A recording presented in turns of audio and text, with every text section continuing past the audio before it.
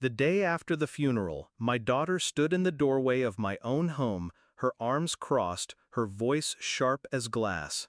"Find somewhere else to die, mother. You're useless now." The air went out of me. Not from shock, I'd known her cruelty was coming, but from the audacity, the swiftness. My husband's body wasn't even cold, and she was already dismantling the life we'd built. I didn't argue, I didn't beg. I packed a single suitcase, leaving behind the walls that held my marriage, my motherhood, my sacrifices. She thought she had won, but she hadn't read the will. When she was little, I used to braid her hair every morning before school. She'd chatter endlessly, her small hands tugging at mine, asking if I'd sit in the front row of her play, if I'd clap the loudest. I gave her everything. The best schools, the best clothes, the best life my husband and I could provide. And still, I thought it wasn't enough. She always looked past us, hungry for more. My husband noticed too. Late at night he'd whisper, "She's mine by blood, but yours by love. Don't let her lose herself." I tried. God knows I tried. But greed is louder than love. Even before the funeral, I saw her shift.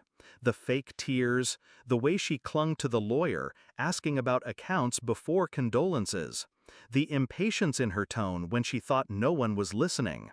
And then, that night I heard her on the phone, her voice slick with triumph. "It's all mine now, the house, the money. She's just a shadow. I'll push her out. You'll see."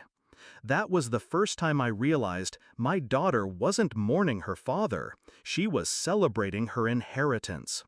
I could have collapsed under the weight of betrayal, but I didn't, because I knew something she didn't. My husband had shown me the will months before his death. He didn't trust her. He'd rewritten everything with one purpose, to test her. And now she was failing that test spectacularly. So I said nothing. I let her bask in her victory. I let her throw me out like garbage, while inside I carried the quiet knowledge that her empire was made of paper. The lawyer called 3 days later. Time for the will reading. My daughter arrived first. Expensive dress, diamonds glittering. She didn't even greet me. She just smirked, leaning back in her chair like royalty. "Let's make this quick," she said. "I already know what's mine." The lawyer chuckled, shuffling the papers. His eyes flicked to me, steady, knowing. "Did you even read the will?" Her smile faltered. "What do you mean?" And then the truth unfolded. The house, the money, the $33 million fortune, all placed in a trust. Not hers to squander, not hers to touch. The conditions were clear. She would receive nothing until she turned 40. Until then, every cent would be managed by me. Her face drained of color. "No," she whispered, "that's not possible. He wouldn't." "He did," I interrupted, my voice calm, steady. "He knew who you were becoming. He wanted to protect you from yourself." She shot to her feet, her chair screeching across the floor. "You can't control me! This is my life!" The lawyer slid another paper across the table. "Actually, ma'am, your father could, and he did. Until 40, you get an allowance. Enough to live, nothing more. Your mother holds the reins." Her breath quickened, her eyes darted to me, full of venom and fear. "You planned this," she hissed. I leaned forward, meeting her gaze with the weight of every sleepless night I'd spent raising her.